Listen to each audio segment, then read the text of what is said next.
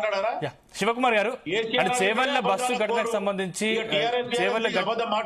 శివకుమార్ గారు, చేవెళ్ల బస్సు ఘటనకు సంబంధించి ఇప్పటి వరకు కనీసం ముఖ్యమంత్రి రేవంత్ రెడ్డి అక్కడికి వెళ్లి పరామర్శించలేదు. కనీసం బాధితులను ఇప్పటి వరకు కూడా పరామర్శించని పరిస్థితి కనిపిస్తుంది. అటువంటి సిచ్యువేషన్ లో రేవంత్ రెడ్డి గారు రోజుకొక సభ ఇక్కడ జూబ్లీస్ లో పెడుతున్నారు. అంటే దానికి డిఫరెన్స్ ఏంటి అంటారు? అంటే ఓట్ల కోసమే మీ ప్రయత్నమా? సందీప్, అక్కడ జూబ్లీస్ లో బై ఎలక్షన్ జరుగుతుంది. బై ఎలక్షన్ పరంగా పార్టీల పరంగా అందరు చేస్తుండే. ఇప్పుడు కేసీఆర్ చేస్తుండే, కేటీఆర్ చేస్తుండే, ఎందుకు చేస్తుండు? కిషన్ రెడ్డి చేస్తుండే, ఎందుకు చేస్తుండు? వాళ్ళ పార్టీ పరంగా ప్రచారం వాళ్ళు చేస్తున్నారు. మా పార్టీ ప్రకారంగా కూడా మంత్రులను ఎవరినైతే ఇన్ఛార్జ్ చేసిండ్రో వాళ్ళు చేస్తున్నారు. ముఖ్యమంత్రి ఈ మధ్యన 3 రోజులు రోడ్ షో చేస్తుండ్రు. తప్పేముంది? గతంలో చేయలేదా? ఇవాళ ఏం కొత్తగా చేస్తలేరు కదా. కానీ 14 మంది మంత్రులు అభివృద్ధిని గాలికి వదిలేసి మొత్తం జూబ్లీస్ చుట్టూ తిరుగుతున్నారని విమర్శ ఉంది కదా. వాళ్ళ కాన్స్టిట్యూన్సీ పట్టించుకోకుండా కేవలం జూబ్లీస్ పడ్డారు. ఇప్పుడు ఎత్తంటే పచ్చ కామర్లోకి అంతా లోకమంతా పచ్చగా కనబడుతుంది అంటారు. ఈ టీఆర్ఎస్ బీఆర్ఎస్ వాళ్ళకంతా పింక్ కన్లు కదా, అంతా పింకే కనబడుతుంది తప్ప ట్రై కలర్ కనబడదు. కాంగ్రెస్ పార్టీ అంటే మూవన్నెల జెండా. కాంగ్రెస్ పార్టీ ప్రజలకు ఏదైతే హామీ ఇచ్చిందో అది ఆల్రెడీ చేస్తుంది. నేను వాళ్ళు చెప్పడం కాదు, నేను చెప్తున్నా. 2,500 రూపాయలు ఒకటి, తులం బంగారం ఒకటి ఇవ్వలేదు. అది ఎందుకంటే అది ఇవ్వకపోవడం కారణం కూడా ఈ టీఆర్ఎస్ బీఆర్ఎస్ వాళ్ళే ఖజానా మొత్తం ఖాళీ చేసి దోపిడి దొంగల్లాగా దోచుకోపోయారు. కాబట్టి ఈ రోజు ముఖ్యమంత్రి ఖజానా మొత్తం ఖాళీ సందీప్ బాన్సేకర్ ఇప్పుడు రేపు ఈ బై ఎలక్షన్ తోనే ఏం కొంపలు మునిగేది ఏం లేదు. కాంగ్రెస్ పార్టీ గెలిచినా, బీజేపీ గెలిచినా, టీఆర్ఎస్ గెలిచినా వీళ్ళెవరు అధికారంలో రాదు. కాంగ్రెస్ పార్టీ 3 ఇయర్స్ ఇంకా అధికారంలో ఉంటది. ఖచ్చితంగా ప్రజలకు ఏదైతే హామీ ఇచ్చిందో హామీ ఫుల్ఫిల్ చేస్తారు. ఇక బై ఎలక్షన్ పరంగా వస్తే ఇప్పుడు కాంగ్రెస్ పార్టీ క్యాండిడేట్ ఎవరైతే ఉన్నారో Naveen Kumar Yadav the best candidate అనుకుంటా ఉన్న క్యాండిడేచర్లా. ఎందుకంటే ఆల్రెడీ ఆయన ఎంఐఎం నుంచి పోటీ చేయడం జరిగింది. అక్కడ ఒక 42,000 ఓట్లు తెచ్చుకోవడం జరిగింది. ఆ తర్వాత సెకండ్ హాఫ్ మళ్ళీ ఎంఐఎంకే నేను నిలబడతా అంటే ఇదే కేటీఆర్, హరీష్ రావు, కేసీఆర్ కాకమామ చాచా అనుకున్న అసదుద్దీన్ ఓవైసీని మాయమాటలు చేస్తే ఆయనకు టికెట్ ఇవ్వకపోతే ఆయన ఇండిపెండెంట్ నిలబడడం జరిగింది. అప్పుడు ఒక 22,000 ఓట్లు తెచ్చుకోవడం జరిగింది. ఈ రోజు ఉన్న పరంగా ఆ రకంగా ఆలోచిస్తే ఈ రోజు ఎవరైతే నవీన్ కుమార్ యాదవ్ ఉన్నాడో కాంగ్రెస్ పార్టీ క్యాండిడేట్, ఖచ్చితంగా కాంగ్రెస్ పార్టీ జెండా గాని కాంగ్రెస్ పార్టీ బీఫామ్ తో ఖచ్చితంగా రేపు కాంగ్రెస్ పార్టీ జూబ్లీస్ లో గెలవబోతుందనే ఒక ఆలోచనతోనే ఈ రోజు టీఆర్ఎస్ బీఆర్ఎస్ వాళ్ళు ఇంత బెబ్బేలేస్తున్నారు. మొత్తానికి గతంలో టీఆర్ఎస్ బీఆర్ఎస్ బీజేపీతో ఓట్ ట్రాన్స్ఫర్ అయ్యి ఎంపీ సీట్లు ఏదైతే బీజేపీ 8 గెలుచుకోవడానికి కారకులైన బీఆర్ఎస్ గవర్నమెంట్ దిక్కెళ్లి అసదుద్దీన్ ఓవైసీ ప్రతి నియోజకవర్గంలో ఎక్కడ ట్రాన్స్ఫర్ అయింది ఓట్ అనేది కూడా ఇమీడియట్ గా ఆయన చెప్పడం జరిగింది. ఈ రోజు కాంగ్రెస్ పార్టీలో ముఖ్యమంత్రిగా తిరుగుతున్న దానికి ఓర్వలేకనే ఈ రోజు కేటీఆర్ ఖాళీ మాటలు మాట్లాడి పారిపోతాడు. ఎక్కడైనా సరే మాట మాట్లాడితే నేను రాజీనామా చేస్తాను. మేము పెద్ద పోటుగాను అవే ఆల్రెడీ 2007-8 నువ్వు ఉద్యమ కాలంలో వచ్చినావు. మిగతా ఉద్దండులు ఉన్నారు తెలంగాణలో, ఉద్యమకారులలో ఉన్నోళ్ళు ఉద్దండులు ఉన్నారు. వాళ్ళని పక్కన పెట్టి కేసీఆర్ కొడుకు అని నీకు సపరేట్ ఇవ్వడం జరిగింది. కేసీఆర్ కొడుకు అనే రకంగా నీకు రెస్పాన్స్ ఇస్తే ఏం చేసుకుంటా చూడు. ఆమె పార్టీ నాతో తీసుకుంటూ పోతున్నామే. Right, okay, right. మనతో పాటు ప్రొఫెసర్ గాలి వినోద్ కుమార్ గారు జాయిన్ అయ్యారు. రైట్, రామరెడ్డి గారు నేను మళ్ళీ మీతో మాట్లాడుతాను. ఒకసారి మీతో మాట్లాడే కంటే ముందు ఒకసారి వినోద్ కుమార్ గారి దగ్గరికి వెళ్దాం. వినోద్ కుమార్ గారు, good morning. Good morning sir. మొత్తం మీద ప్రతి విమర్శలతో జూబ్లీస్ ఉప ఎన్నిక మొత్తం రాజకీయం హీట్ ఎక్కుతా ఉంది. అసలు మొత్తం సవాలు విసురుకుంటున్నారు. అసలు దీంట్లో మొత్తం ప్రజా సమస్యలు పక్కదారి పట్టిస్తున్నారనే విమర్శలకు మీ సమాధానం? తప్పకుండా పట్టిస్తారు. వాళ్ళ విధానాలే అవండి. ఇప్పుడు కాదు, 55 ఏళ్ళు ఉమ్మడి ఆంధ్రప్రదేశ్ ను పరిపాలించిన కాంగ్రెస్ పార్టీ ద్రోహం వల్లనే తెలంగాణ ఎడారైంది. తెలంగాణ ఎడారైతేనే కదా ఇవాళ తెలంగాణ ఉద్యమం వచ్చింది. తెలంగాణ ఉద్యమం ఎందుకు వచ్చింది చెప్పండి? అప్పుడు కాంగ్రెస్ పార్టీ కనుక ఆంధ్ర, రాయలసీమ, తెలంగాణ ప్రాంతాలను కనుక సమానంగా చూసి సమానాభివృద్ధి చేస్తే ఎందుకు వస్తుంది తెలంగాణ ఉద్యమం? ప్రత్యేక రాష్ట్రం ఎందుకు ఏర్పడుతుంది? సో కాబట్టి మొదటి ద్రోహి కాంగ్రెస్ పార్టీ ఇవాళ మోసం చేస్తున్న పార్టీగా ఈ దేశంలో చరిత్రలో మిగిలిపోతుంది. అన్ని రంగాల్లో నేను అదే అంటున్నా. ఇవాళ జూబ్లీ హిల్స్ లో అనేకమైన హామీలు. ఇప్పుడు ఒకటండి, ముస్లిం రిజర్వేషన్ ఎత్తేస్తారు బీఆర్ఎస్ బీజేపీ అంటున్నారు. ఇవాళ ముస్లిం రాష్ట్రాలు 8 రాష్ట్రాలు బీజేపీ అధికారంలో ఉన్న ముస్లింలకు రిజర్వేషన్ 8 రాష్ట్రాలు ఇస్తున్నారు. మరి అక్కడ ఎందుకు ఎత్తేయలేదు? నిజంగానే బీజేపీ ఎత్తేస్తే, ఒకవేళ ఎత్తేస్తే అనుకుంటే ఆడ రిజర్వేషన్ ఎందుకు ఎత్తేయలేదు? మరి ఇక్కడ ఎట్లా ఎత్తేస్తారు? బీఆర్ఎస్ ముస్లింల రిజర్వేషన్ ఎత్తేస్తుందా? అంటే ఈ రాజకీయ డ్రామా అంటున్నారా? కాదండి, ముస్లింల రిజర్వేషన్లు ఎత్తేసేదంటే 15 రోజులు ఎందుకు ఎత్తేయలేదు? ఇప్పుడు ఇదేంది సైడ్ ట్రాక్ చేయడమే కదా.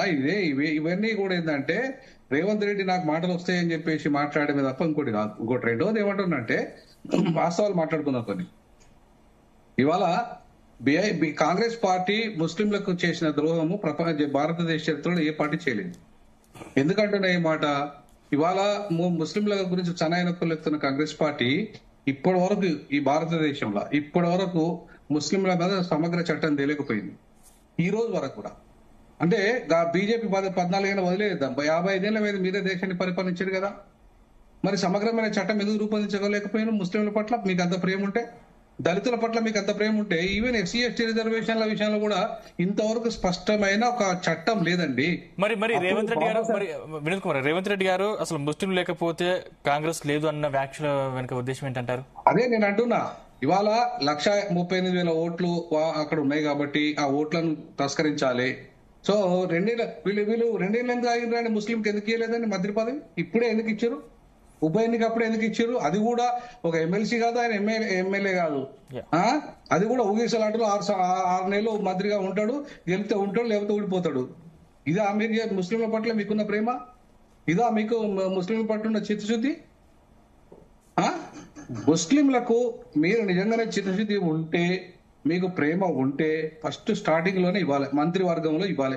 ఒక్క ఎమ్మెల్యే ఎందుకు లేడని? ఒక్క రెడ్డి ఎమ్మెల్యే 43 మంది ఉన్నారు. మీరు ఒక్క ముస్లింలు గెలిపించలేరా? మీ పార్టీకి అంత దమ్ము లేదా? ముస్లింల ఓట్లు ఇంత 13% ఉన్నదని మీరే చెప్పారు. మీ క్యాస్ట్ సెన్సెస్ లో ముస్లింలు, బీసీ ముస్లింలు 10% ఉన్నారు, ఓసీ ముస్లింలు 3% ఉన్నారని చెప్పింది మీరు. మరి 10% ఉన్న వాళ్ళకి ఒక్క ఎమ్మెల్యే సీట్ ఇచ్చే సత్తా మీకు లేదా? అంటే మీకు ప్రేమ ఉన్నదా మరి వాళ్ళ మీద? అంటే ఇట్లా ఓన్లీ సన్నాయి నొక్కే ముచ్చట్లు, ఇప్పుడు పార్టీని గెలిపించుకునే ముచ్చట్లు చేస్తున్నది కాంగ్రెస్ పార్టీ. ఇక బీఆర్ఎస్ పార్టీ కూడా అంతే. బీఆర్ఎస్ పార్టీలో ఏమైనా ముస్లింలు ఏమైనా ఎమ్మెల్యేలు అయినరా? ఎమ్మెల్యే గెలిపించారా వాళ్ళు ఏమన్నా?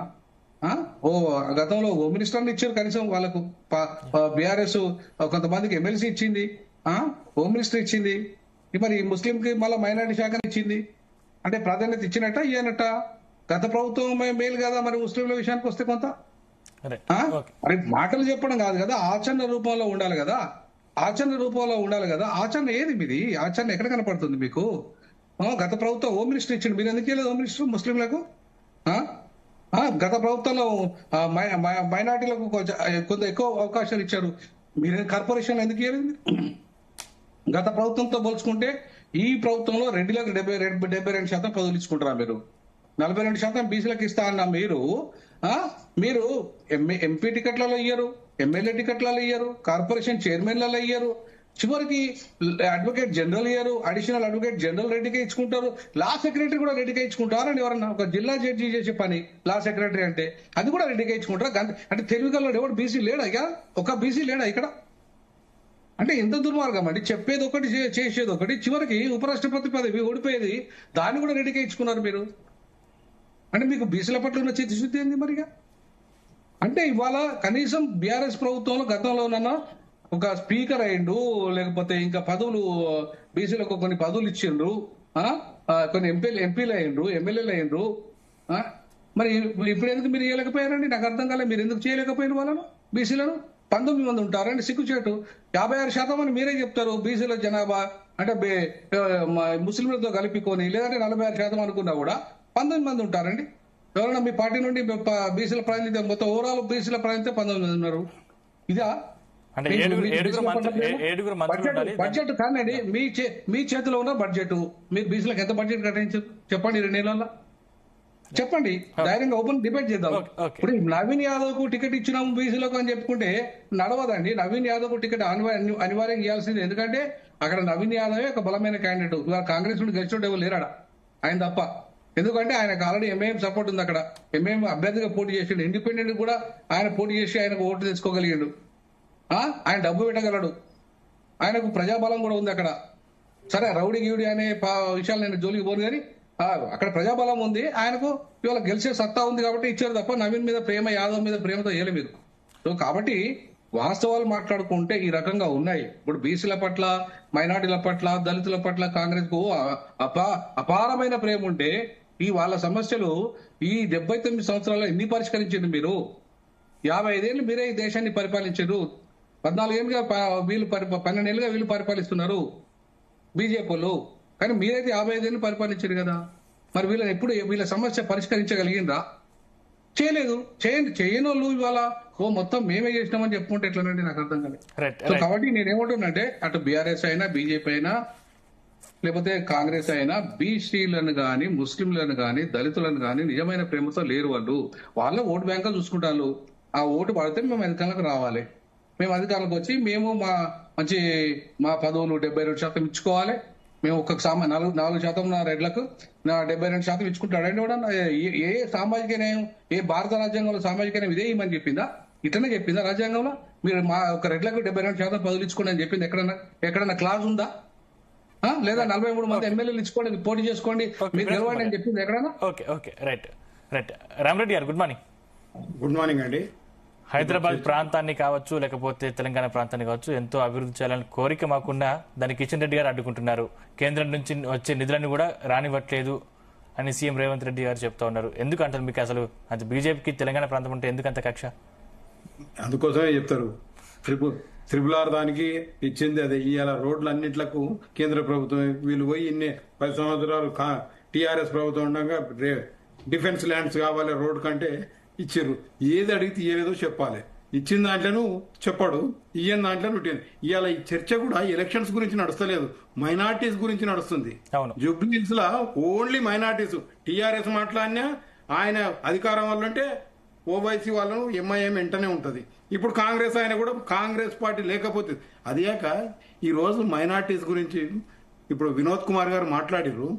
ముస్లింస్ వాళ్ళు 400 సంవత్సరాలు తెలంగాణను పాలించిందే వాళ్ళండి, భారతదేశాన్ని పాలించిందే వాళ్ళు. అంబేద్కర్ గారు కోరుకున్నది ఇది కాదు.